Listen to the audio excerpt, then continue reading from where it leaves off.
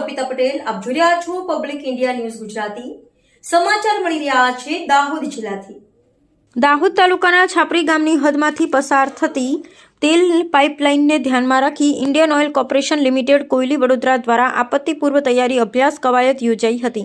સંભવિત તેલ લીકેજ, આગ અથવા વિસ્ફોટ જેવી પરિસ્થિતિ ઝડપથી અને અસરકારક કામગીરી કરી શકાય તે હેતુથી કવાયત હાથ ધરાઈ હતી.